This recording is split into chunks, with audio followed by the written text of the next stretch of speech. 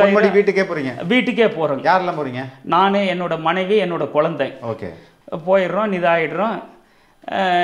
சரி அமௌண்ட் கொடுத்தா தான் இதாகி ஏதோ கொஞ்சம் 25 லட்சம் கொடுத்துட்டீங்க நீங்கள். கொஞ்சம் குறைச்சிக்குங்கன்னு சொன்னால் இல்லை, குறைக்கிறதுக்கு இல்லை, இதில் எனக்கு மட்டும் பார்ட் இல்லை, இந்த அமௌண்ட் நீங்கள் கொடுக்கறது வந்து அண்ணன் சொன்னார், மினிஸ்டர் பேர் சொல்லி சொன்னார், இது வந்து ஒரு பகுதி வந்துட்டு கட்சி நிதிக்கு போயிடுது, ஒரு பகுதி வந்து கலைஞர் குடும்பத்துக்கு போயிடுது, இவர் வந்து அண்ணன் வந்துட்டு கொஞ்சம் தான் எடுத்துக்கிறாரு, அதை சொல்ல சொன்னார், நீங்கள் வந்து முழுசாக அவர் எடுத்துக்கிறாருங்கிற மாதிரி தவறாக நினச்சிக்காதீங்க அப்படின்னாங்க. 25 lakhs கொடுத்துட்டேன்.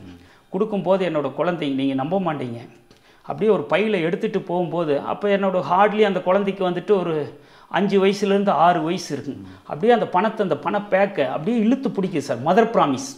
நான் வந்து ஒரு பொய் சொல்கிறதுக்காகவோ இல்லை வந்துட்டு இது அப்படியே அந்த போகிற பையன் நீங்கள் நம்ப அப்படியே இழுத்து பிடிக்குதுங்க அந்த பையன். அந்த குழந்தைக்கு அந்த வறுமை தெரியுது. இதில் எதுவுமே நான் சொல்கிறதுல எதுவுமே அவரை வந்துட்டு பொன்முடி வந்து இன்றைக்கி வந்து சிறைப்பட்டாருங்கிறதுக்காக வந்துட்டு ஜெயில் தண்டனை கொடுத்துட்டாருங்கிறதுக்காகவெல்லாம் நான் இந்த கதை சொல்ல வேண்டிய அவசியமே இல்லை. இந்த வரலாற்றில் இந்த நிதியை வந்து பதிவு பண்ணணும். எனக்கு என்னென்னா இந்த லஞ்சவாதிகளால் நான் வந்து ரொம்ப பாதிச்சிருக்கிறேன். இன்றைக்கி ஒரு நாள் நான் வாழ்ந்தால் போதும் சார், நாளைக்கு என்னோடய மரணம் எனக்கு சந்தோஷமாக நான் மரணத்தை ஏற்றுக்குவோம் சார். அந்த காலகட்டங்களில் யார் எத்தனை கோரி வாங்கியிருக்காருங்களோ அத்தனைக்கு இன்ட்டு போட்டிங்கன்னா 3 lakhs இன்ட்டு பர் ஏக்கர் போட்டிங்கன்னா அந்த ஹியூஜ் அமௌண்ட் வந்திருக்கு. இந்த கோர்ட்டு சொல்கிற 1.25 கோடியெல்லாம் வந்துட்டு இதெல்லாம் ஒரு இதெல்லாம் ஒன்றுமே இல்லை. இவருக்கு நான் கொடுத்த அந்த 25 லட்சத்துக்கு நான் மோர் தென் crore இன்ட்ரெஸ்ட் கட்டியிருக்கேன். திமுக கவர்மெண்ட்டில் சென்னை வந்து தான் லஞ்சத்தை வாங்கினாங்க. இவங்க என்ன பண்ணினாங்க, இங்கேயே அமௌண்ட் கொடுத்தா தான் ஃபைலே மூவ் ஆகு. ஆமாங்க சார், அது வேற வழியே இல்லை. எந்த மைனிங் ஓனரை கேட்டிங்கனாலும் இதை வந்து நான் அக்னாலேஜ் பண்ணுறேன், அங்கே கட்டிட்டு தான் அமௌண்ட்டு கட்டாமல் நிதே ஆகாது. லஞ்சம் வந்து இப்படியெல்லாம் வந்துட்டு ஒரு கொடூரமான முறையிலைங்க சார் வசூல். பொன்முடியோடைய பீரியட்ல ஒரு ஏக்கருக்கு குவாரி லைசன்ஸ் 3 லட்சமா இருந்தது. இப்போ சிவிஷன் போகும்போது அது அந்த ரேட் அப்படியே இருக்குதா இல்லை மாறிடுச்சுங்க சார். 4.5 லட்சம் ஒரு ஏக்கருக்கு, 4.5 லட்சம். இந்த சிவி சண்முகத்தோட பீரியடில் என்ன ஆகிடுது, கொஞ்சம் கூட குறைக்க மாட்டாருங்க சார். ஒரு அமௌண்ட் கால்குலேட் பண்ணி அந்த அமௌண்ட்டை கட்டணும். பொன்முடி காலகட்டங்களில் ஃபைல் இங்கே சென்னைக்கு வந்ததுக்கு பின்னாடி தான் லஞ்சத்தை கொடுக்கணும். நாங்கள் அதுக்குள்ளே ஒரு தயாராகிடுவோம், வெல் ப்ரிப்பேர் ஆகிடுவோம். நான் தான் ஒரு தீவிர எம்ஜிஆர் ரசின்னு சொல்லி கல்லாய் போன மனிதர்களாலேங்கிற அந்த பாட்டை வந்து இவருக்கு மிட் நைட்டில் அனுப்பிச்சேங்க.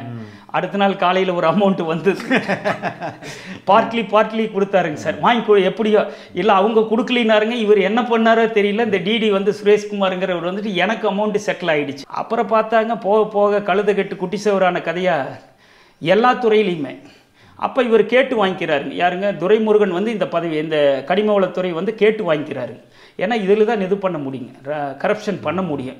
இந்த ஊழல் அதிகாரி மறுபடியும் இவர் துரைமுருகனுக்கு செல்லப்பிள்ளையா இருக்கிறார். இப்போ துரைமுருகன் பீரியட்ல எவ்வளவு ஆயிருக்கு? 6 லட்சம் பர் ஏக்கர். 6 லட்சம் 2017 இருந்துட்டு ஒரு லைசன்ஸ் இல்லைன்னா என்ன sir government? What is this government? இல்லைங்களா, இது என்ன கவர்மெண்ட்டாக நடக்குது இல்லைங்களா?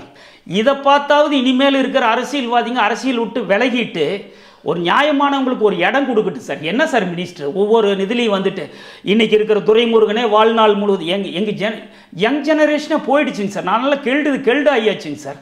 எல்லாம் ஊழல்வாதிங்களா மந்திரியாக இருந்தாங்க சார். என்னோட ஊழல் சீஃப் மினிஸ்டரை பார்த்துட்டேன். நான் அதுக்கெல்லாம் எனக்கெல்லாம் ஒரு தூக்கு போட்டுக்கலான்னு இருக்குது சார். என்னோட முதலமைச்சர் வந்துட்டு குற்றவாளின்னு ஆனதுக்கு பின்னாடி இன்னைக்கு வரைக்கும் அவங்கள புகழ்ந்துகிட்டு இருக்கிறாங்க. இன்னைக்கு வரைக்கும் இல்லைங்களா? எந்த வகையில் சார் நியாயம்? இதே மாதிரி நான் பொன்முடிக்கு வச்சு நாளைக்கு இல்லைங்களா மனிதாபிமானப்பட அவர் அழகா இருக்கிறங்கிறக்காக மனிதாபிமானப்பட முடியுங்களா சார்? இந்த முதலமைச்சர் வந்துட்டுங்க சார், இவர் ஒரு A1 இவர் தாங்க சார். ஊழல் செய்கிற நான் இப்போ ஒரு லீடர்னா என் கீழே இருக்கிறவங்களுக்கு நான் தான் சார் தலைமை. சிஎம் தான் இதுக்கு அத்தனைக்கு காரணம். என்ன பார்த்தா இவர் நல்லவருங்கிறாங்க. எந்த வகையில் நல்லவர்? இவர் எப்படி சார் ஏற்றுக்க முடியும்? சொல்லலாம், வெளியில் பாசாங்கு பண்ணிக்கிட்டு நம்ம நடிச்சுக்கிட்டு இது பண்ணிக்கிட்டு இருந்தால் நல்லவர்னு சொல்ல முடியுங்களா? A1 எப்படி ஜெயலலிதா ஆனாங்களோ அதே மாதிரி மிஸ்டர் A1 வந்துட்டு மிஸ்டர் ஸ்டாலின் தான். வணக்கம் மிஸ்டர் செல்வம். வணக்கங்க சார். சொல்லுங்கள் சார், உங்களுடைய கதை நீங்கள் சொல்லியிருந்தீங்க. இந்த குவாரி பிஸ்னஸ், அதுக்கு பின்னாடி உள்ள அரசியல், அதுக்கு பின்னாடி உள்ள லஞ்சம், இதெல்லாம் எப்படி ஆரம்பிக்குது? உங்களுடைய அனுபவத்தை என்ன? நீங்கள் வந்து எப்படி இதுக்குள்ளே இந்த இண்டஸ்ட்ரிக்குள்ளே வந்தீங்க? நான் வந்துட்டுங்க சார் 92ல் வந்துட்டு என்னோடய சொந்த ஊர் வந்துட்டு ஈரோடுங்க சார். ஈரோடு பக்கம் ஒரு கிராமம், வாழைத்தோட்ட வலசுன்னு ஒரு சின்ன குக்கிராமம். அங்கிருந்து வர்றேங்க. இதே ஒரு எதிர்பாராத விதமாக ஒரு தொழில் ஒன்று அமையுதுங்க சார். ரீகண்டிஷனிங், இந்த ட்ரில் ராட் ரீகண்டிஷனிங் ஒர்க் ஒன்று ஸ்டார்ட் பண்ணுறேன். அந்த பாறைகளை உடைக்கிற அந்த ட்ரில்லிங் ராட் வந்து நான் ஸ்பெஷலிஸ்ட். ட்ரில்ஸ் அண்ட் நுமேட்டிக்ஸ்னு என்னோட கம்பெனி நேம். கிருஷ்ணகிரி டிஸ்ட்ரிக்டில் வந்துட்டு தெரியாதவங்களே இருக்காதுங்க. அந்தளவுக்கு எல்லா மைன் ஓனருங்களுக்கு நான் சப்ளை பண்ணிக்கிட்டு இருந்தேங்க சார். சப்ளை பண்ணி பண்ணி பண்ணி பண்ணி எல்லா ஒரு நல்ல ஒரு வித்தவுட் ஜீரோ கேபிட்டலில் நான் பிஸ்னஸ் ஸ்டார்ட் பண்ணேன்.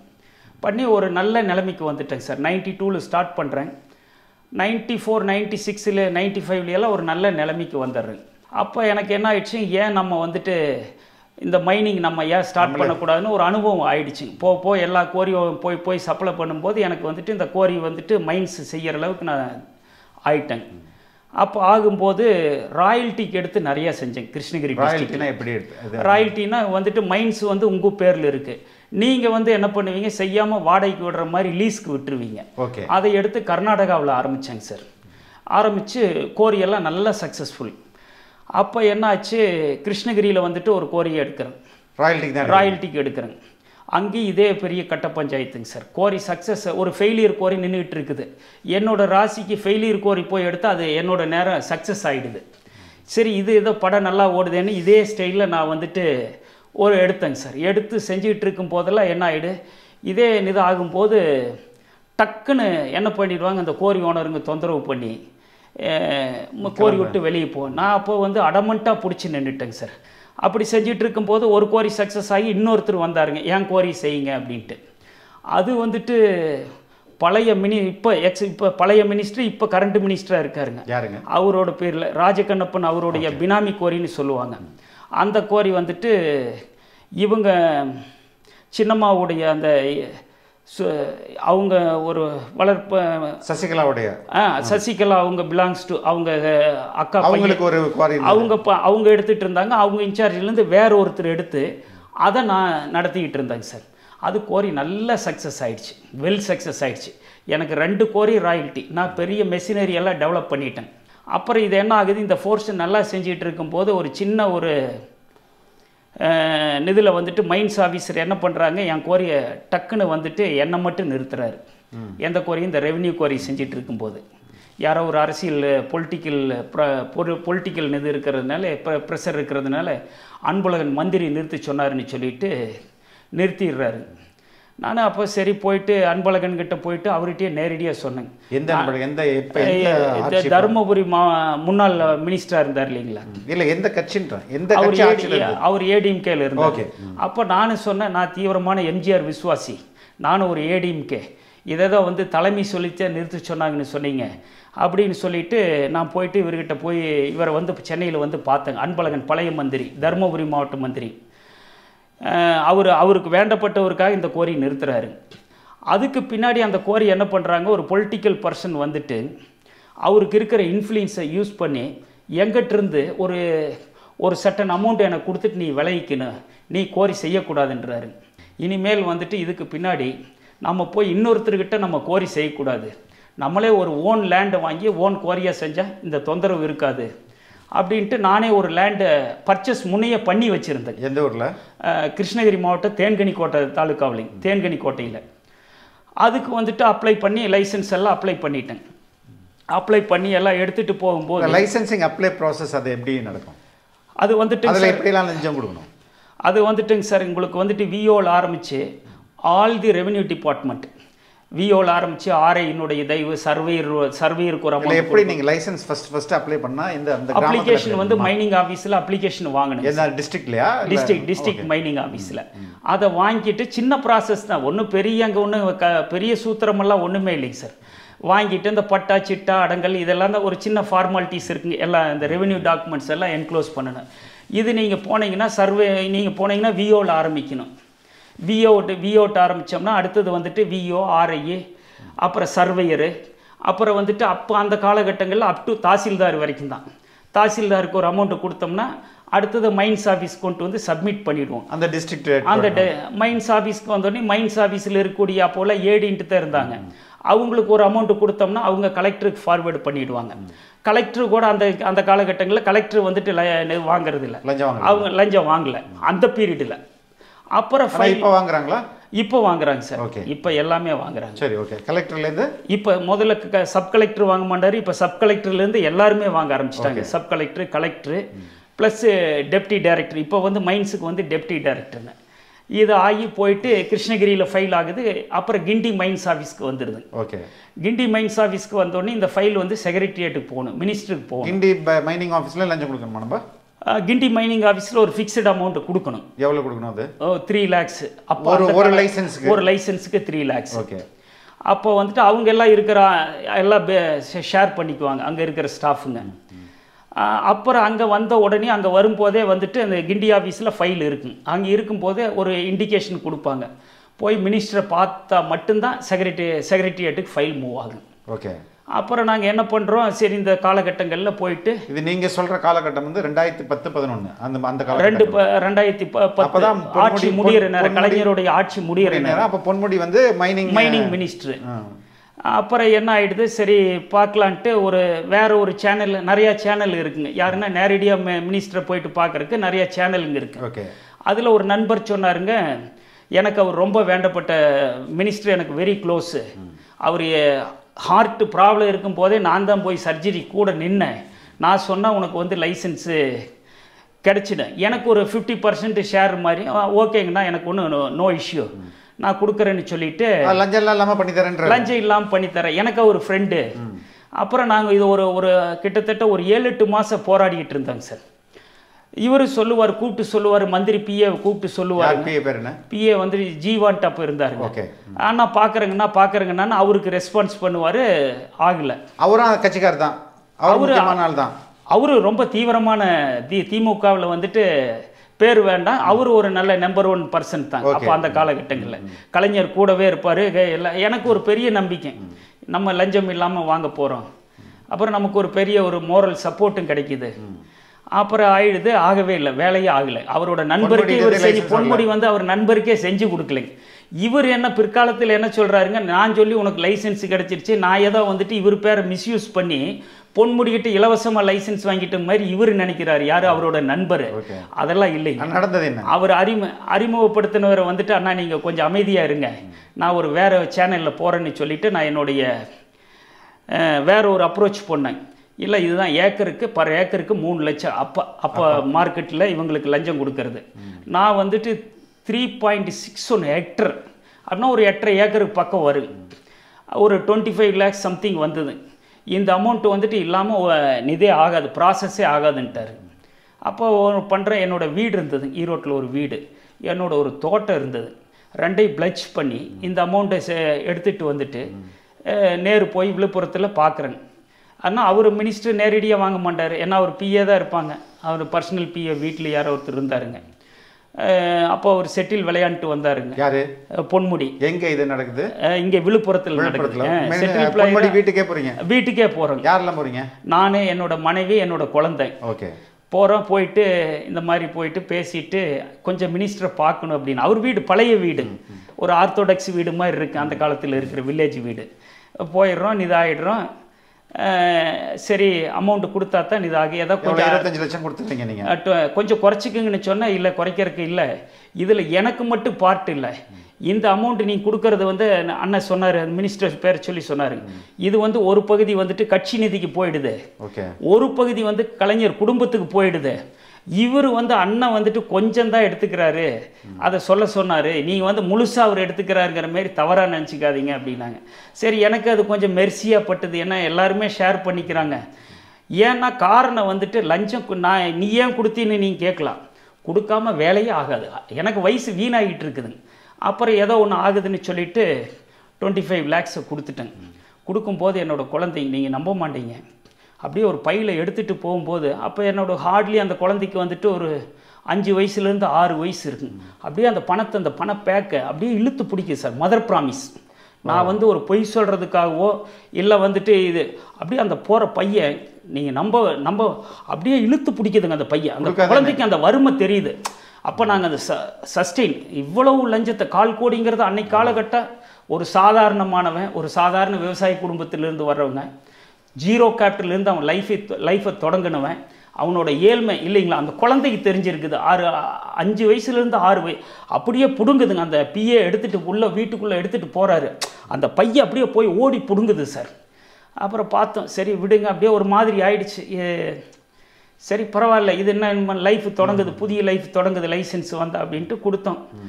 கொடுத்துட்டு வரும்போது கவர்மெண்ட் ஆட்சியோட நேரம் வந்துட்டு ஒரு 60 நாள் தான் இருக்குது. இப்போ 2011 சொல்கிறீங்க, கிட்டத்தட்ட 2010 அப்புறம் வந்துட்டு 60 நாள் ஆகும்போது கவர்மெண்ட் முடிகிறதுனால யாரோ வந்துட்டு செக்ரட்டரி எல்லாம் சைன் பண்ண மாட்டேங்கிறாங்க, எலெக்ஷன் வரப்போகுது.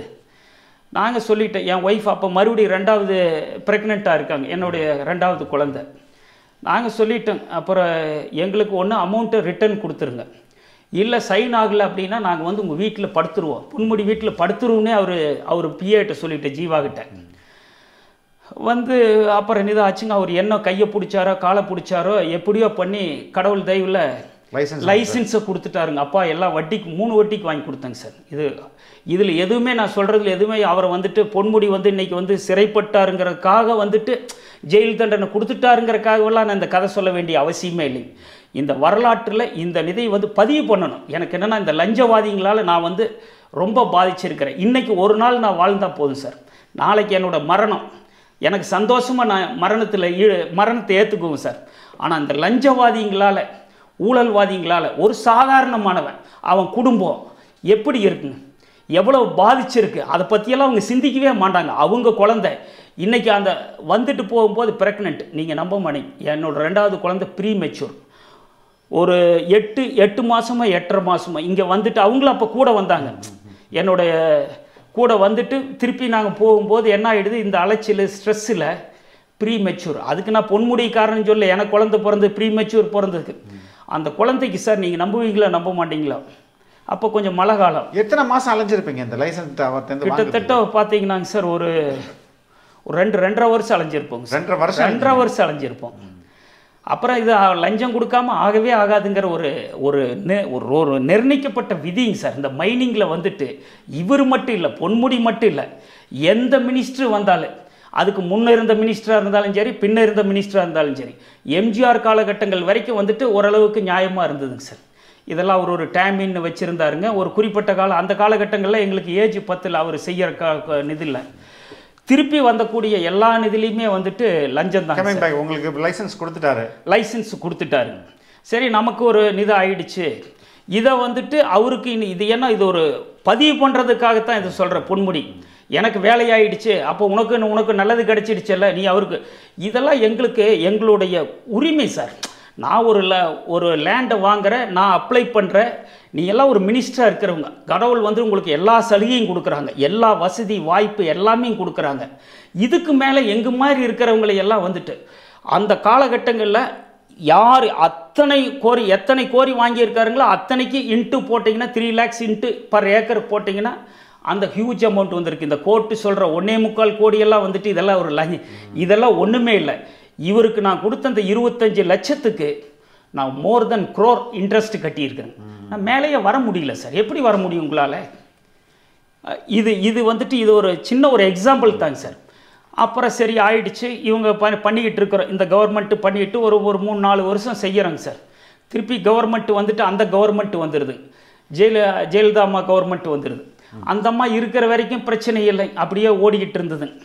ஒரு காலகட்டத்தில் அந்த அம்மா என்ன பண்ணுறாங்க, திடீர்னு அந்த அம்மாவும் நிறுத்துது கோரிங்களை எல்லாம். போயிட்டு இந்த எம்பி எலெக்ஷன் வருது, தான் பிரதமர் ஆகணும் அப்படின்ட்டு ஒரு பூரா கோரி ஓனருங்க எந்தெந்த பிஸ்னஸ் எது நடந்துக்கிட்டு இருக்குதோ எல்லாமே நிறுத்துகிறாங்க. நாட் ஓன்லி மைனிங் செக்டர், எது அரசுக்கு வருமானம் வருதோ அந்த துறையெல்லாம் நிறுத்துங்க. நிறுத்திட்டு என்ன பண்ணுறாங்க, எனக்கு எலெக்ஷனுக்கு எனக்கு ஒரு அமௌண்ட்டு எல்லா கட்சி நிதி கொடுக்கணுங்கிறாங்க. அப்போ நான் என்ன பண்ணுறேங்க, நான் தீவிர எம்ஜிஆர் வெறியன், சென்னை முழுவதும் போட்டேங்க. என் தலைவர் ஒரு கொஷின் கேட்குற மாதிரி, ஜெயலலிதா கேட்குற மாதிரி ஒரு பாம் வார் மாதிரி ஒரு சென்னை பூரா தூக்கி எறிஞ்சங்க. தலைவர் படம் போட்டு ஜெயலலிதா ஒரு கேள்வி, தாங்கள் பிரதமராக வேண்டும் என்பதற்காக நீங்கள் வந்து எங்கள் மாதிரி இருக்கிறவங்களையெல்லாம் வந்துட்டு திடீர்னு கேட்குறீங்க இல்லை. ஆல்ரெடி நம்ம இவருக்கு ஒரு அமௌண்ட் கொடுத்து வந்திருக்கிறோம், பொன்முடிக்கு ஒரு பெரிய அமௌண்ட் 4 கோடி கொடுத்துருக்குறோம். திருப்பி வந்துட்டு உங்களுக்கு ஒரு 10 லட்சம் கொடுன்னு சொன்னால் கொடுக்கவே முடியாதுன்னு சொல்லிட்டு நான் அதை வந்துட்டு ரொம்ப ஒரு இது பண்ணி ஒரு பிரிண்ட் பண்ணி பேருகேரெல்லாம் ஒன்றும் இல்லை, எம்ஜிஆர் ஜெயலலிதாவை கேள்வி கேட்குற மாதிரி. சார் நீங்கள் நம்ப மாட்டீங்க, இங்கேருந்து சென்னையிலேருந்து நான் ஈரோடு போகிறதுக்குள்ளே ஈரோடு போய் சேர்றேங்க சார். என்னோட மேனேஜர் கூப்பிட்டா, சார் எல்லாம் திருப்பி பர்மிட்டை நிறுத்தி வச்ச பர்மிட்டை எல்லாம் கொடுக்க சொல்லிட்டாங்க இஷ்யூ.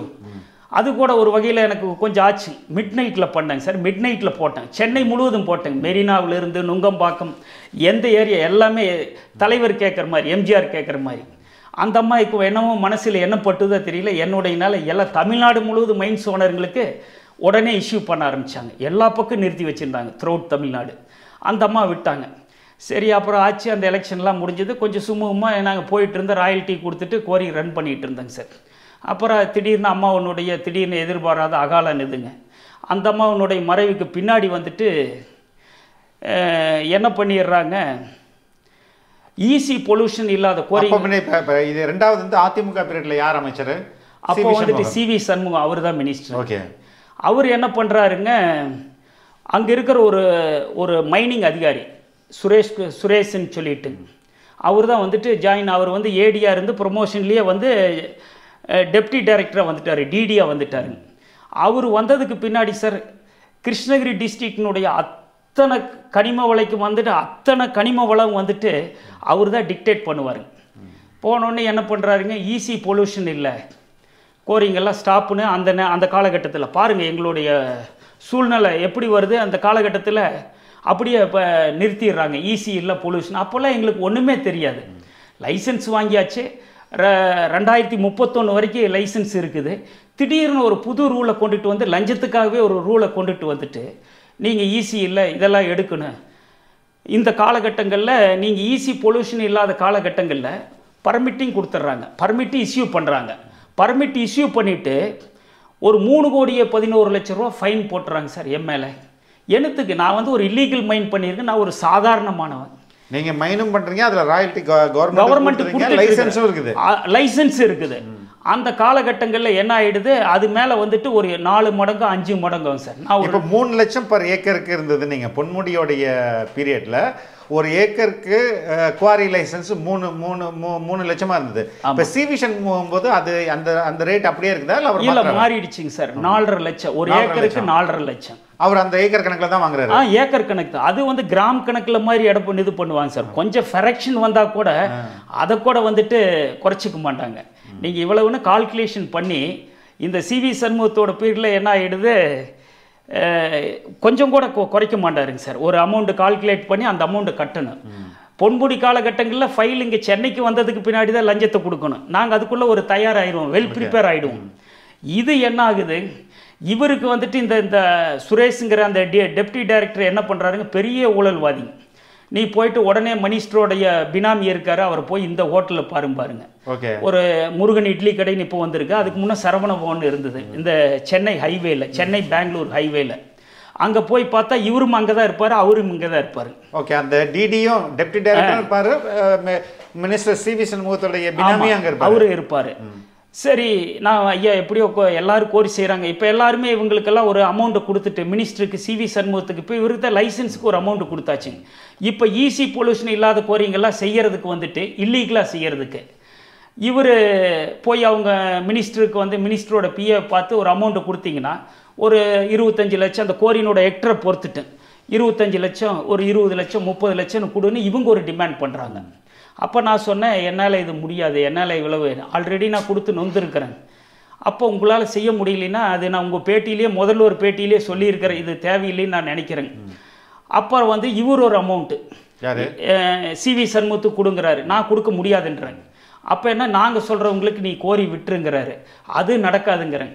அப்புறம் எப்படியோ ஒரு பண்ணி ஒரு பினாமி ஒருத்தர் வர்றாரு, அவர் வந்து நான் போய் மினிஸ்டருக்கு இந்த அமௌண்ட்டை கொடுத்துட்றேன், அவர் ஒரு கட்சிக்காரர், அதிமுக கட்சிக்காரர், நான் சிவி சண்முகத்துக்கு இந்த அமௌண்ட்டை கொடுத்துட்றேன்னு சொல்லிட்டு இந்த டெப்டி டைரக்டர் வழியாக, இவர் தான் புரோக்கர், இவர் தான் வாங்கி கொடுப்பாரு, அந்த அரசு அதிகாரி தான், அந்த அரசு அதிகாரி மைனிங் டெப்டி டைரக்டர். இவர் என்ன பண்ணுறாரு, வாங்கி அந்த அமௌண்ட்டை வந்துட்டு இவர் சொல்லுவார், நாங்கள் போய் அங்கே கட்டணும். இது எனக்கு பர்டன் இல்லை, உனக்கு ஒரு அமௌண்ட்டு கொடுத்துற மந்த்லிங்கிறாரு. அந்த எடுத்துக்கிட்ட நபர் வந்து அத்தனை ரெவென்யூ டிபார்ட்மெண்ட்டுக்கு அவர் லஞ்சத்தை கட்டிக்கிறாரு. கவர்மெண்ட்டுக்கு 5 பைசா வந்துட்டு வருமானம் போகவே போகாது. நமக்கு என்ன சார், யாரோ செய்யறாங்க, செஞ்சுட்டு போட்டு நம்ம வறுமை கோடு. நீங்க முன்னாடி எப்படி ராயல்ட்டி எடுத்தீங்களோ அதே மாதிரி உங்க எங்கிட்ட இருந்து எடுத்துறாரு. ஓகே. அப்போ எடுத்து எல்லாத்தையும் கவனிச்சிடறாரு. உங்களுக்கு காசு கொடுக்குறாரு? ஏன்னா எனக்கும் காசு கொடுத்தாருங்க சார், ஏன்னா பொய் சொல்லக்கூடாது. எனக்கு வந்து மந்த்லி கொடுத்தாருங்க. 2 லட்சம் பேசினாரு, மந்த்லி 2 லட்சம்னு. ஒரு சில காலகட்டங்களில் இதில் எல்லாத்துக்கும் 10 1 லட்சம் பாருங்க, அதையும் வாங்கிக்குவோம். எனக்கு ஒரு சிறு தொகை வந்துகிட்டு இருந்ததுங்க சார். அப்புறம் ஆட்சி இது அந்த ஆட்சி திமுக ஆட்சி அதுக்குள்ள வந்து திமுக ஆட்சி வந்து 1 மாசம் வரைக்கும் இந்த நடந்துகிட்டு இருந்தது. திமுக ஆட்சி வந்துமே 1 மாசம் வரைக்கும் நடந்துகிட்டு இருந்தது. இந்த பழைய ஸ்டைல்லையே போயிட்டு இருந்தது. அப்புறம் இவங்க வந்தோடனே சரி நமக்கு நாங்கள்லாம் ஒரு இந்த காலகட்டங்களில் வெறுப்பில் இருந்து நாங்கள்லாம் ஒரு பெரிய திமுக, நான் ஒரு எம்ஜிஆர் வெறிய திமுக ஆதரவாளராக மாறிடுறோம். சரி பரவாயில்ல, திமுக ஆட்சிக்கு வந்தாக்க நல்ல. இப்போ வந்து துரைமுருகன் பீரியட் நீங்கள் சொல்கிறீங்க. துரைமுருகன் ஆமாங்க. போயிட்டு அது முதல் பேட்டியிலே கொடுத்துருந்தேன். அப்போ 4 மாதம்னு நினைக்கிறேன். நம்ம ரெட்பிக்ஸில் ஒரு இன்டர்வியூ கொடுத்துருந்தேன். அப்போ வந்துட்டு எதுவுமே லஞ்சமெல்லாம் தொடங்காத காலகட்டங்கள்.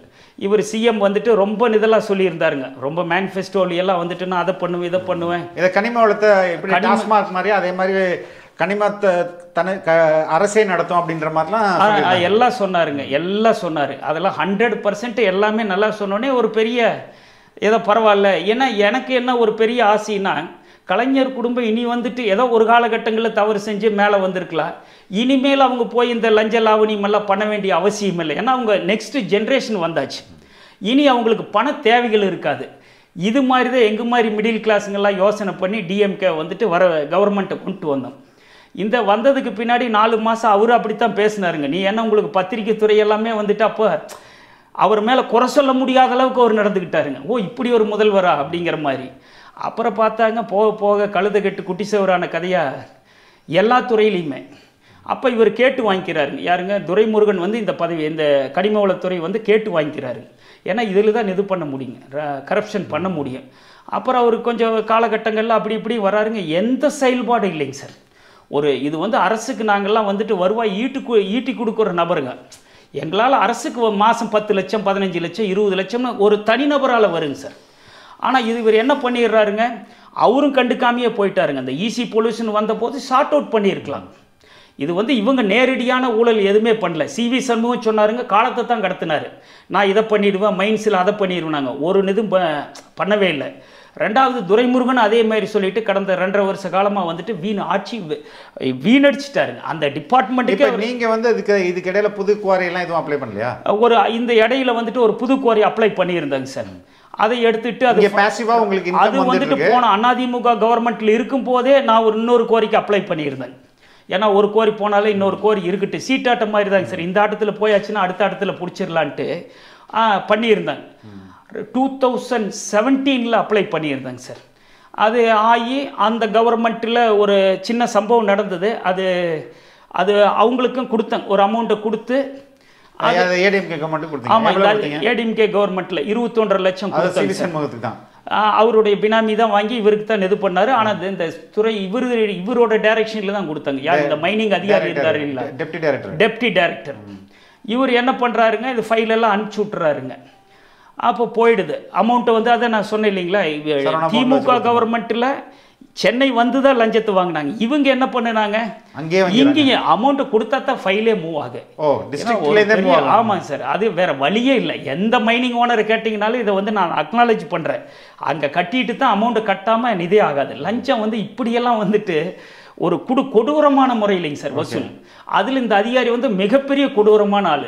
யாரு? DD, deputy director. சரி போயிடுது, ஃபைல் போயிடுது. அங்கே போகிறாங்க, எல்லாம் இது பண்ணி செக்ரட்டரி லெவலுக்கு போயாச்சு.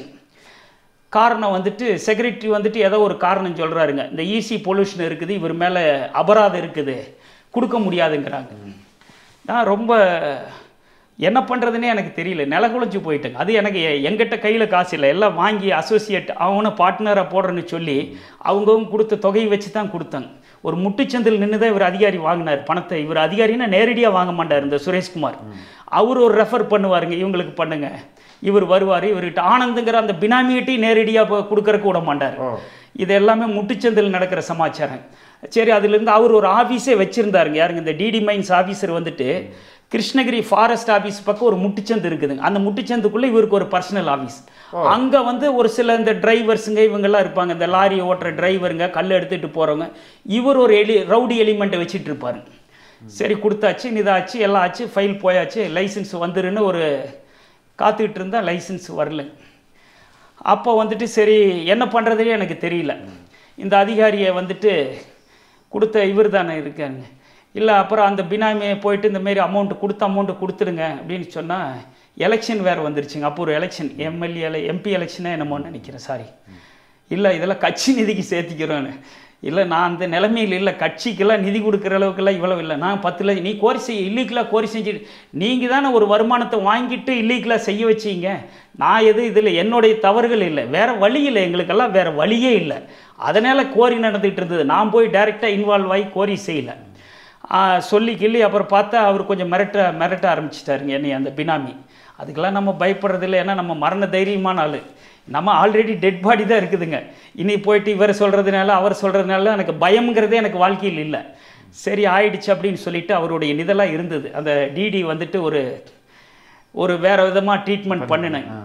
அவர் வந்து அவ்வளோதாங்க சார், கத்தி எல்லாம் எடுத்துகிட்டு போகலைங்க சார். ஒரே ஒரு நாள் இல்லைங்களா, ஒரே ஒரு நான் தான் ஒரு தீவிர எம்ஜிஆர் ரசின்னு சொல்லி கல்லாய் போன மனிதர்களாலேங்கிற அந்த பாட்டை வந்து இவருக்கு மிட் நைட்டில் அனுப்பிச்சேங்க. அடுத்த நாள் காலையில் ஒரு அமௌண்ட் வந்து பார்ட்லி கொடுத்தாருங்க சார். வாங்கி எப்படியோ இல்லை அவங்க கொடுக்கலினாருங்க. இவர் என்ன பண்ணாரோ தெரியல, இந்த டிடி வந்து சுரேஷ்குமாருங்கிறவர் வந்துட்டு எனக்கு அமௌண்ட்டு செட்டில் ஆகிடுச்சு. கொஞ்சம் கொஞ்சமாக பார்ட்லி அது கொஞ்சம் காலம் எடுத்துக்கிச்சு.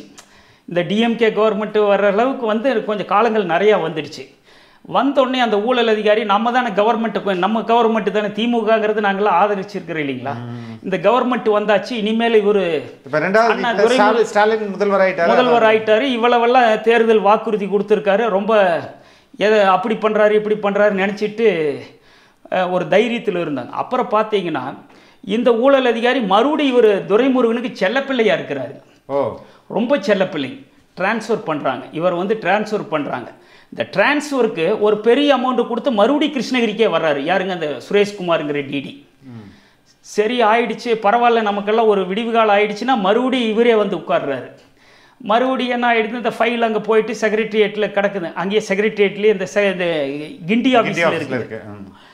இந்த சூழ்நிலையில் மறுபடியும் இதே அதிகாரி வர்றாரு, மறுபடியும் ஒரு டிரான்ஸ்ஃபர், மறுபடியும் திருப்பி வர்றாரு. ஒரு கிட்டத்தட்ட மோர் தென் 3 டிரான்ஸ்ஃபர் ஆகிங்க சார். அப்போ போட்டு மறுபடியும் பதவி ஜாயின்ட் டைரக்டர் ஆகிடுறாரு. வேலூர் திரைமுருகன் பீரியட்ல செல்லப்பிள்ளை ஆகி ப்ரமோஷன் வந்துருது. ஏன்னா இவர் வந்த உடனேயுமே பதவிக்கு இவரோட இதுக்கே 3 கோடி ரூபாய் கொடுத்துருக்கிறத ஒரு செய்தி இவர் டிரான்ஸ்ஃபருக்கு. அந்த அளவுக்கு இவரே ஒரு 500-1000 கோடி ரூபாய் சேர்த்திருப்பாருங்க. இந்த நான் சொல்கிற சுரேஷ்குமார் மேலே வந்து டிவிஎஸ்சியில் நான் கேஸ் கொடுக்க போகிறேன், ஏன்னா ஆதாரப்பூர்வமான வழக்கு. இதுக்கு முன்னே இந்த சுரேஷ்குமார் மேலே வந்து ரைடு எல்லாமே பண்ணாங்க, அவர் வீடெல்லாமே சர்ச் பண்ணாங்க, ஆல்ரெடி இருக்குது. இவரோட மைத்தினர் வந்து நகைக்கடை, ஜுவல்லரி, ஹோட்டலு அது இதெல்லாம் வச்சுருக்காங்க. இந்த லஞ்ச பணங்கள் பூரா வந்துட்டு இந்த அதிகாரி என்ன பண்ணுறாருங்க, இப்போ வந்துட்டு திருச்சியிலையோ இதுலேயோ இருக்காருன்னு நினைக்கிறேன். சென்னைக்கு வர்றாரு, மறுபடியும் சென்னை கிண்டி ஆஃபீஸ்க்கே இவர் கொண்டு வர்றாங்க. என் ஃபைல் வந்தால் இவங்களை தான் பார்க்கணும். இவங்கெல்லாம் ஒரு அசோசியேட், இவங்கெல்லாம் ஒரு குழுமமாக இருக்கிறதுனால நீங்கள் அதிகாரி வந்து பகைச்சிருக்கிறீங்க, எப்படி என்னோட ஃபைலை மூவ் பண்ணுற கொடுவாங்க. இப்போ 3 லட்சம் சொன்னீங்க நம்ம பொன்முடி பீரியடில், அதுக்கடுத்தது 4.5 லட்சம் நீங்கள் வந்து இவரோட சிவி சண்முகத்தோட பீரியட். இப்போ துரைமுருகன் பீரியடில் எவ்வளோ ஆயிருக்கு? 6 லட்சம் ஏக்கர் 6 லட்சம். என்ன விட்டுடுங்க, நான் ஏதோ வந்துட்டு உங்கள் மீடியாவுக்காக சொல்ல, எந்த மைன் ஓனர் வேணாலும் கூப்பிட்டு கேட்டுங்க. 6 லட்சம் என்ன ஆயிடுச்சு, இது ஓப்பனாக இருந்த டிரான்ஸ்பரண்டாக இருந்த கரப்ஷன் வந்துட்டு துரைமுருகன் வந்துட்டு என்ன டியூ டு ஏஜா என்னன்னு தெரியல, கொஞ்சம் எல்லாத்துக்கும் வந்துட்டு பெரிய கொடுக்கறது எல்லாம் அவ்வளோ ஈஸியாக போயிட்டு நேரிடு. ஏன்னா இன்னைக்கு இருக்கிற மீடியா இருக்குது, இன்றைக்கி வந்துட்டு லாட் ஆஃப் இல்லைங்களா சான்ஸ் இருக்குது, ஹெல்டப் ஆகிடும்னு தெரிஞ்சுக்கிட்டு இவர் வந்து வேண்டப்பட்ட முக்கியமான ஆளுங்களுக்கு மட்டும் லைசன்ஸ் கொடுக்குறாங்க. மாதிரி இந்த பரிதாபத்துக்குரிய நபர்களுக்கெல்லாம் வந்து கொடுத்துட்டாங்க. 2017 இருந்துட்டு ஒரு லைசன்ஸ் இல்லைன்னா என்ன sir government, what is this government இல்லைங்களா, இது என்ன கவர்மெண்ட்டாக நடக்குது இல்லைங்களா. அந்த கவர்மெண்ட்டும் பண்ணலை, இந்த கவர்மெண்ட்டும் வந்துட்டு பண்ணலை. அப்போ உங்களுக்கு என்ன ஆகிடுது, ஏஜ் பார் ஆகிடுது இல்லை. நான் அன்றைக்கி வந்து ஒரு இளைஞனாக இருந்திருப்பேன் அன்னைக்கு காலகட்டங்கள், இன்றைக்கி நான் ஏஜ் நீ கொஞ்ச நாள் ஆச்சுன்னா சீனியர் சிட்டிசன் ஆகிடுவேன் இல்லைங்களா. அதுக்குள்ளே எவ்வளவு இதெல்லாம் ஒரு நியாயமே இல்லைங்களா. இதெல்லாம் இந்த ஒரு கரப்ஷன் தான், எல்லா பீரியட்லேயும் கரப்ஷன் தாங்க சார். இவர் வந்து 3 crore சாரி 6 லட்சம் இவருக்கு ஒரு சேனலில் வச்சு ட்ரை பண்ணோம். இவர் வந்துட்டு செயல்படாமல் அப்படியே போட்டு என்னோடதெல்லாம் டெட்டாக கிடக்குதுங்க சார். இல்லை எந்த அதிகாரியும், ஒரு அதிகாரி கூட நல்ல அதிகாரி இல்லையா இருக்காங்க சார். ஒருத்தர் வந்துட்டு கடவுள் மாதிரி ஒரு அதிகாரி கிடைச்சாரு. இப்போ சமீப காலத்தில் அவர் தான் வந்து சேர்மன், மைன்ஸ் சேர்மன், கிண்டி ஆஃபீஸில் இருந்தார், மிஸ்டர் ஜெயகாந்தன் ஐஏஎஸ்ன்ட்டு. ரொம்ப தெய்வாதீனமான மனுஷங்க சார். ஒரு ஐஏஎஸ்ஸில் இப்படி ஒரு ஐஏஎஸ்ஸா, நான் போயிட்டு இவனுக்கிட்ட வேலையே ஆக போகிறது இல்லைன்னு அவர்கிட்ட ஒரு சண்டை போடலான்ட்டு டைரெக்டாக போயிட்டேன். அவர் ரூம்குள்ளேயே விடமாட்டாங்க, அவ்வளோ ஈஸியாக விடமாட்டாங்க. டக்குன்னு போயிட்டேன். போனோடனே அவர் உட்கார வச்சாருங்க. உட்கார வச்சு நார்மலாக என்னுடைய ஒரு ஃபியூ மினிட்ஸ் என்னுடைய நிதி சொன்னேன், ஐயா இந்த மாதிரி அவர் ரொம்ப கூப்பிட்டாருங்க. உடனே அவருக்கு யார் இருக்காங்களோ அவங்க அந்த சபார்டினேட்டை கூப்பிட்டு எல்லாம் இவரோட ஃபைல் எடுத்துகிட்டு வாங்கன்னு உடனே சொன்னாருங்க. எல்லாம் எடுத்துகிட்டு வந்தாங்க. இது உன்னை வந்துட்டு ஒரு எல்லாம் எடுத்து ரெஃபர் பண்ணி பார்த்துட்டு, சரி நீ ஒரு லெட்டர் எழுதி கொடு, ஒரு சாதாரண ஒரு லெட்டர் எழுதி கொடு. இந்த கோர்ட்டில் இருக்கிற அந்த அபராத தொகைக்கு வந்துட்டு எது கோர்ட்டு நாளைக்கு என்ன சொல்லுதோ அதை இது பண்ணுறேன்னு சொல்லிவிட்டு அதை கட்டுப்படுறேன்னு சொல்லிவிட்டு ஒரு லெட்டர், ஒரு ரெஸ்பான்சிபிள் லெட்டர் வாங்கிட்டுங்க சார். உடனே என்னோடய ஃபைலை செக்ரட்டரியேட்டுக்கு அனுப்பிச்சி வச்சுட்டாருங்க. அந்த மாதிரி ஒரு தெய்வத்துக்கு சமமான ஒரு நிகரான ஒரு மனிதருங்க சார். நான் இது வரைக்கும் என்னுடைய வாழ்நாளில் பார்க்கலிங்க அப்படி ஒரு ஐஏஎஸ். இப்போ அவர் பேரை சொல்கிறதுனால அவருக்கு ஏதாச்சும் சிரமங்கள் ஆகுமோ என்னமோ எனக்கு தெரியல. தயவு செஞ்சு சார் ஐயோ கடவுளுங்க சார். அவர் இருக்கும்போது எனக்கு மட்டும் இல்லைங்க சார், வரக்கூடிய அனைத்து கோரி ஓனர்களையும் இதை ஒரு நல்ல ஒரு ரீஃபார்ம் பண்ணி இந்த மைனிங்கில் ஒரு நல்ல வருமானம் வர்ற மாதிரி பண்ணிகிட்டே இருந்தாருங்க. திடீர்னு பார்த்தா அவரை வந்துட்டு டிரான்ஸ்ஃபர் பண்ணிடுறாங்க. அவரை பண்ணிவிட்டு மறுபடியும் யாருங்க அதுக்கு முன்னே ஒரு சேர்மன் இருந்தார் நிர்மல்ராஜ் ஐஏஎஸ்னு, திருப்பி அந்த ஊழல்வாதி கொண்டுட்டு வர்றாங்க. இல்லை அவரும் நல்ல ஆஃபீஸர் தான் சொல்கிறாங்க நிர்மல்ராஜ் இல்லைங்க சார். நான் கேள்விப்பட்ட வகையில் வந்துட்டு அவர் வந்துட்டு அவர் தான் இப்போ வந்துட்டு இந்த குவாரியெல்லாம் வந்து எந்த அளவு இது கொடுக்கப்பட்ட லைசன்ஸை விட தாண்டி எந்த அளவுக்கு எடுத்துருக்காங்கன்னு ட்ரோன் வச்சு அளந்து அதுக்கேற்ற மாதிரி இதுக்கு எதுக்கு சார் இவ்வளவு வேலை? அந்தந்த அதிகாரிகள் கரெக்டாக நியாயமாக மைனிங் ஆஃபீஸ் இருக்குது, இந்த ஏடி இருக்கிறாங்க, சர்வேயர் இருக்கிறாங்க, இவங்கெல்லாம் ஒழுக்கமாக மந்த்லி பர்மிட் எடுக்கும்போது கோரிக்கை எப்பப்போல்லாம் நாங்கள் அப்ளை பண்ணுறோமோ கோரிக்கை விசிட் பண்ணுறாங்க. இவங்கெல்லாம் ஒழுக்கமாக பார்த்துருந்தா தாங்க சார். அங்கே இருக்க ஒவ்வொரு தடவையும் அங்கே மைனிங் ஆஃபீஸ்க்குள்ளே போனால் மினிமம் ஒரு காந்தி இல்லாமல் இங்கே ஒரு சின்ன ஒரு இதை கூட பார்க்க முடியாது. ஒரு இதுலேருந்து தொடங்கு காந்தி இவர் தாங்க சார், நம்ம ரூபா காந்தி சொல்கிறார். அவர் இல்லாமல் நீங்கள் ஆகாது. மினிமமே இந்த 100-200க்கெல்லாம் அங்கே எல்லாம் வேலையே. இவங்க பண்ணுற தப்புக்கு இந்த அதிகாரிகள் தான் காரணம். 100% அதிகாரிகள் காரணம். இந்த நிர்மல்ராஜ் முதல்ல இருந்தே டிரான்ஸ்ஃபர் ஆகுறாரு. மறுபடியும் ஏங்க சார் இதே நிர்மல்ராஜ் வர்றாருங்க. யாருங்க? ஜெயகாந்தன் ஐஏஎஸ் நல்லவர், அவ்வளோ பண்ணினவர். அவரை வந்துட்டு டிரான்ஸ்ஃபர் பண்ண வேண்டிய அவசியமே இல்லைங்க. அவர் நிறைய சேஞ்சஸ் கொண்டு வந்தாருங்க இந்த நிதியில் வந்துட்டு நிறையா பண்ணுறதுக்காக. ஒரு பைசா காசு வாங்கலை சார். சொன்ன ஐயா அந்த மேடம் ஒருத்தர் பார்க்க சொன்னீங்களே உட்கார வச்சுட்டு, அதை விட சார் ஒரு அதிகாரி வந்துட்டு ஒரு ஐஏஎஸ் அதிகாரி ஒரு டீ காஃபி வரைக்கும் எனக்கு வந்துட்டு இது பண்ணிவிட்டு எனக்கு ஹாஸ்பிட்டாலிட்டி பண்ணிட்டுங்க சார். கடைசியாக சொன்னாங்க என்னால் ஐயா அந்த மேடம் ஒரே ஒரு வார்த்தை, நீ தேங்க்ஸ் மட்டும் சொன்னீங்கன்னா போதும், வேற நீ ஒன்றும் பண்ண வேண்டானாரு. ஏன்னா நமக்கு எனக்கு ஒரு நம்பிக்கை வந்துருச்சுங்க. சரி ஏதோ ஒரு கடை லைசன்ஸ் வந்துருச்சு லைசன்ஸ் வரல. இந்த ஃபைல் இவர்கிட்ட இருந்து மூவ் ஆயிடுச்சு. செக்ரட்டரியேட்டுக்கு போயாச்சு. அங்கே தூங்குது செக்ரட்டரியேட்டில். இல்லை அங்கே போயிட்டு அங்கேயும் ஒரு கதை இருக்குதுங்க சார். செக்ரட்டரியேட்டுக்கு போயாச்சு, அண்டர் செக்ரட்டரியேட் இருக்குது. இனி செக்ரட்டரிக்கு போகணும். நான் போயிட்டு ஐயா வந்தாச்சு, சரி இதுக்கு மேலே நீ பார்த்துக்கிட்டாருங்க. ஜெயகாந்தன் சார் வந்துட்டு இதுக்கு மேலே நீ பார்த்து போய்க்க அப்படின்ட்டாருங்க. அப்புறம் அங்கே போனால் எனக்கு ஃபைல் மூவ் ஆகுது. என்ன கேளுங்க, காசு கொடுக்காம எப்படி உங்களுக்கு ஆகுது? மினிஸ்டருக்கு துரைமுருகனுக்கு பணம் கொடுத்துருந்தா தான் நீங்கள் உங்களுக்கு அது ஃபைல் இதாகு. அங்கே போனால் அவர் என்ன ஆகுறாருங்க, அவங்க வந்துட்டு நான் போனேன்னா இவர் ஐயா அனுப்பிச்ச தயவில் அவங்க என்ன பண்ணிடுறாங்க, அண்டர் செக்ரட்டரி தெரியாமல் செக்ரட்டரிக்கு ரெஃபர் பண்ணிடுறாங்க. ஓகே, செக்ரட்டரிக்கு போய் ஒரு 2 நாள் என்ன பண்ணுறாருங்க, சைன் பண்ணிட்டாருன்னா என்னோட கதையே முடிஞ்சிடுச்சு, எனக்கு ஃப்ரீ லைசன்ஸ் கிடச்சிருக்கு. அவர் என்ன பண்ணுறாருங்க, கிருஷ்ணன் ஐஏஎஸ்ன்னு இருந்தார். ஒரு பேட்டியில் கூட துரைமுருகன் அவரே சொல்லியிருக்காருங்க, அவருக்கு ஒன்றுமே தெரியாது அப்படின்னு ரொம்ப ஒரு நக்கலாக சிரிப்பாருங்க. நான் என்ன நினச்சிட்டு இந்த கிருஷ்ணனுக்கு ஒன்றும் தெரியாது நம்மளுக்கு சைன் ஆகி வந்துடுன்னு இருந்தால், அவர் என்ன பண்ணுறாருங்க, 2வது நாள் எந்த விதமான நோட்டும் போடாமல் கிண்டி ஆஃபீஸ்க்கு ஃபைலை தூக்கி கொடுத்துட்றாரு, திருப்பி ரிட்டர்ன் பண்ணிடுறாரு. இல்லை அவர் என்ன இது பணம் கொடுக்கல, எதுவும் ஆகலை, ஒன்றும் இல்லை, பார்க்குறக்கு இது பண்ணலைங்க சார். கிருஷ்ணன் ஐஏஎஸ் வந்துட்டு இந்த மாதிரி பண்ணி மறுபடியும் இங்கே வந்துடுது எந்த காரணம் இல்லாமல். இனி நான் இதை வந்துட்டு இப்போ கிண்டி ஆஃபீஸில் மறுபடியும் பழைய இடத்துக்கே வந்து நிர்மல்ராஜ்கிட்ட இருக்குது. நான் நிர்மல்ராஜ் பார்க்கவும் இல்லை, அவர் போய் அப்ரோச்சும் பண்ணலைங்க. இப்போ ரீசெண்டாக வந்துட்டு பூஜா குல்கர்னின்ட்டு ஒரு ஐஏஎஸ் வந்தாங்க சேர்மன். இதே வேகத்தில் நான் சரி அந்த அவர் தான் போயிட்டார் நிர்மல்ராஜ் சரியில்லைன்னு எனக்கு கிடைச்ச மெசேஜ் வரைக்கும் அவர் வந்து சரியான நபர் இல்லைன்னு இருக்காங்க. ட்ரான்ஸ்ஃபர் மறுபடியும் அவரே வர்றாரு. அப்புறம் திருப்பி என்ன ஆகுறாங்க, இவங்களை போயிட்டு பார்க்கலான்னு பார்க்குறக்கு விடலை. அதிகாரி வந்துட்டு தடுத்து நிறுத்துறாங்க. அம்மா இப்போ தான் புதுசாக வந்திருக்கிறாங்க, அவங்களுக்கு சரி புதுசாக வந்தால் அந்த துறையை தெரிஞ்சுக்கிறதுக்கு கொஞ்சம் நாள் எடுக்கு, இருந்தாலும் பரவாயில்ல எனக்கு வந்துட்டு அம்மாவை பார்த்துட்டு போனேன். ஏன்னா இவரை பார்த்து தைரியம், ஜெயகாந்தன் ஐஏஎஸை பார்த்த தைரியத்தில் அம்மாவை பார்த்துடலான்ட்டு போகிறேன். அம்மா பார்க்கல. ஆனால் அம்மா என்ன பண்ணுறாங்க, ஒருத்தர் மிஸ்டர் முருகானந்தம்னு, அவர் தான் அடிஷ்னல் டைரக்டர் இப்போ, அவரை பார்க்க சொல்கிறாங்க. அவர் தான் என்னோடய ஃபைலை நிறுத்தி வைக்கிறக்கே மூல காரணமே அவர் தான். ஏன் அது என்னன்னு தெரியல. இவங்க இந்த பழைய அதிகாரிகளையெல்லாம் நான் வந்துட்டு கொஞ்சம் மைனிங்கில் நான் கொஞ்சம் பகைச்சிக்கிட்டேன் இல்லைங்களா. இந்த காரணத்தில் இந்த முருகானந்தத்துக்கு எனக்கு எந்த வரவு செலவு இல்லை, டீலிங் இல்லை. இவர் என்ன பண்ணுறாருங்க, நீங்கள் அம்மா ஒன்றும் இல்லை, அம்மா சொல்லிட்டாங்க, நான் உங்களுக்கு இந்த மைனிங் லைசன்ஸ் கொடுத்துட்றேன், மைனிங் இல்லை பழைய கோரிய அந்த மைனிங் பிளான் ஈஸி பொல்யூஷனை ரெட்டிஃபை பண்ணி கொடுத்துட்றேன் அப்படின்னு சொல்லிட்டு கிட்டத்தட்ட ஒரு 4-5 மாதமாக இழுத்து அடிக்கிறாரு.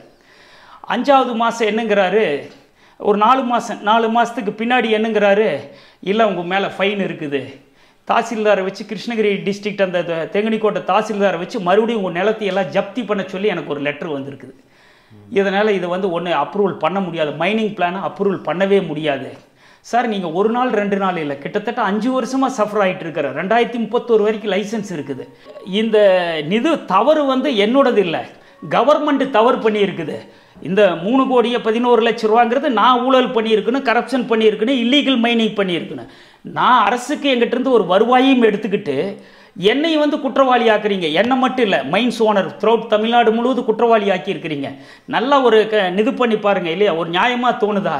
எங்களுக்கு தெரியுது, நீங்கள் கோர்ட்டில் போய் கோர்ட்டில் ரெமெடியே கிடைக்காதுங்க. நீதிபதிங்களுக்கு என்ன சார், மைன்ஸை பற்றி என்ன நீதிபதிங்களுக்கு என்ன தெரியும்? சரி, இப்போ நீங்கள் மொத்தம் இவ்வளோ கரப்ஷன் இருக்கும்போது பொன்முடியை மட்டும் தான் அவர் என் வாழ்க்கையே தொலைச்சிட்டாரு அப்படின்ற மாதிரி தான் நீங்கள் இல்லை, அப்படி சொல்ல வரலைங்க. அவர் ஒரு இன்னைக்கு இது ஆயிட்டாருங்கிறதுக்காக அவருக்கு ஒரு தண்டனை கிடைச்சது. இது வரலாற்றில் பதிவு பண்ணணுங்க சார். இதை பார்த்தாவது இனிமேல் இருக்கிற அரசியல்வாதிங்க அரசியல் விட்டு விலகிட்டு ஒரு நியாயமானவங்களுக்கு ஒரு இடம் கொடுக்கட்டு சார். என்ன சார் மினிஸ்டர் ஒவ்வொரு நிதிலையும் இன்னைக்கு இருக்கிற துரைமுருகனே வாழ்நாள் முழுவதும் எங்கள் யங் ஜெனரேஷனே போயிடுச்சுங்க சார். நான் நல்லா கெல்டு ஆகியாச்சுங்க சார். அடுத்தது இன்னைக்கு இருக்கிற இவரே KKSSRே மந்திரியாக இருப்பார், முத்துசாமியே ஒரு இருப்பாங்க இல்லைங்களா. இனி அடுத்தது இவங்களை விடுங்க, இவங்க மேலே இருக்கிற வெறுப்பில் வந்தாங்கன்னு வைங்க, பழைய CV சண்முகமே எனக்கு மந்திரி, எல்லாம் ஊழல்வாதிங்களா மந்திரியாக இருந்தாங்க சார். என்னோட ஊழல் சீஃப் மினிஸ்டரை பார்த்துட்டேன். நான் அதுக்கெல்லாம் எனக்கெல்லாம் ஒரு தூக்கு போட்டுக்கலான்னு இருக்குது சார். என்னோட முதலமைச்சர் குற்றவாளின்னு ஆனதுக்கு பின்னாடி இன்னைக்கு வரைக்கும் அவங்கள புகழ்ந்துகிட்டு இருக்கிறாங்க, இன்னைக்கு வரைக்கும் இல்லைங்களா.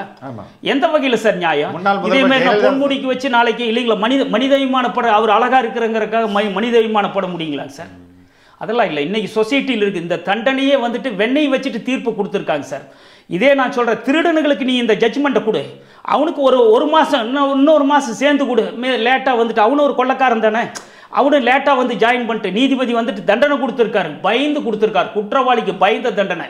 இது என் மேலே கண்டம் ஆஃப் த கோர்ட் வந்தால் கூட எனக்கு கவலைகளை வைங்க. ஆல்ரெடி எது நடந்தாலும் பரவாயில்ல, தெரியுதுங்களா. காரணம் என்னென்னா, ஒரு குற்றவாளி கொடுக்கும் போதுங்க சார் அவர் ஏஜ் கணக்கு என்ன ஊழல் பண்ணும்போது நாங்களாம் வரும். இன்னைக்கு என் குழந்தை சார் கார்டனிங் ஒர்க் பண்ணிட்டு இருக்கிறேன் அயர்லாண்டில். என்ன சொல்லுங்க பார்க்கல, என் ஒய்ஃப் 2 குழந்தைங்களை நான் 5 பைசா அனுப்புறதில்லை. எப்படி சார் எப்படி சார் அந்த ஃபேமிலி என்ன சார் ஆகி என்னை விட்டு தள்ளுங்க. இன்னும் என் மாதிரி இருக்கிற மைனிங் கஸ்டமர் வேறவங்களை கூப்பிட்டு கேளுங்க.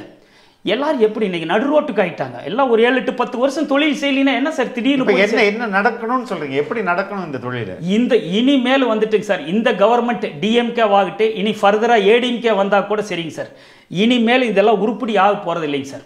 இந்த கரப்ஷனுக்கு எதிராக மக்கள் புரட்சி வெடிக்கணுங்க சார். மக்கள் புரட்சி ஊழலுக்கு எப்படி ஊழல்னு தெரிஞ்சால் நான் எனக்கு என்னோட சுயநலத்துக்காகவெல்லாம் இது இங்கே ஆதங்கத்தை கொட்டல சார். ஊழலுக்கு எதிரான மக்கள் புரட்சி வெடிக்கணும் சார். ஊழல் கொடுக்குற ஒவ்வொருத்தரும் ஊழலால் பாதிச்சவனுக்கு தான் அந்த வழி தெரியும். இன்றைக்கி நம்ம ஊழலிருந்து வெளியிலிருந்து பார்க்குற வெகுஜனத்துக்கு தெரியாதுங்க. அதே மாதிரி கூட்டணி கட்சியில் இருக்கிறவங்களுக்கும் அதை பற்றி ஊழலை பற்றியே யாரும் பேசுறதில்ல சார். எல்லாம் பேசுகிறாங்க, எல்லாம் போயிட்டு வாங்குறத வாங்கிக்கிட்டு கூட அசோசியேட் பண்ணிகிட்டு இருக்கிறாங்க. ஏன் ஊழலை பற்றி பேசுங்களேன், அப்போ தானே நாளைக்கு நாங்கள் ஓட்டு போடுறவங்க மனம் மாறி போடுவோம். சொல்லுங்கள் பார்க்கலாம். ஊழலை பற்றி யாருமே பேசுறதில்ல சார். இது ஊழலுக்கு எதிராக மக்கள் புரட்சி வெடிக்கணும், இளைஞர்களுக்கு வரணும். இளைஞர்கள் பாவம் இன்றைக்கி இருக்கிறவங்க டெண்டர் சைல்டுங்க, அதுகளுக்கு it will take some time. அது அவங்களே திங்க் பண்ணுவாங்க. அவங்களுக்கு நம்ம முன்னுதாரணமாக இருக்குன்னு சார். இது எனக்கு சமூகத்தில் இது நான் 1 நாள் 2 நாள் இல்லை சார். நம்ம மிஸ்டர் சகாயம் சார் வர்றதுக்கு முன்னாடி இருந்து எங்கிட்ட ஆதாரங்கள் இருக்குது. இத்தனை கோடி ரூபா ஊழல்னு நம்ம எழுதுவோம். அதெல்லாம் வேலைக்கு ஆகிறது இல்லை சார். அரசினுடைய கவனத்துக்கு நான் கிட்டத்தட்ட ஒரு 20-25 வருஷ காலமாக அந்த மைனிங் போராடி இருக்கிறேங்க. ஏகப்பட்ட கம்ப்ளைண்ட் கொடுத்துருக்கிற அரசுக்கு நேரடியாக 1% கூட இது வரைக்கும். பாப்பா, உங்களுடைய இந்த பேட்டி எந்த அளவுக்கு அரசு காதுகளில் விழுன்னு விழாது சார். அவரு காது போயிடுச்சு சார். முதலமைச்சருக்கு காது செவிடாயிடுச்சு. இனி வந்துட்டு எந்த கவர்மெண்ட் வந்தாலும் சரிங்க சார். இப்போவே அவர் வந்து நான் இந்த 4 மாதத்துக்கு முன்னாடி ஆட்சிக்கு வந்த 4 மாதத்தில் அவர் மேலே எனக்கு ஒரு தயக்கம் இருந்தது. ஏதோ ஒரு நல்ல இந்த முதலமைச்சர் வந்துட்டுங்க சார், இவர் ஒரு A1 இவர் தாங்க சார். ஊழல் செய்கிற நான் இப்போ ஒரு லீடர்னா என் கீழே இருக்கிறவங்களுக்கு நான் தான் சார் தலைமை. சிஎம் தான் இதுக்கு அத்தனைக்கு காரணம். என்ன பார்த்தா இவர் நல்லவருங்கிறாங்க. எந்த வகையில் நல்லவர்? இவர் எப்படி சார் ஏற்றுக்க முடியும்? சொல்லலாம், வெளியில் பாசாங்கு பண்ணிக்கிட்டு நம்ம நடிச்சுக்கிட்டு இது பண்ணிக்கிட்டு இருந்தால் நல்லவர்னு சொல்ல முடியுங்களா? A1 எப்படி ஜெயலலிதா ஆனாங்களோ அதே மாதிரி A1 வந்துட்டு மிஸ்டர் ஸ்டாலின் தான். ஓகே, ரொம்ப ரொம்ப நன்றிங்க. Okay, thank you sir.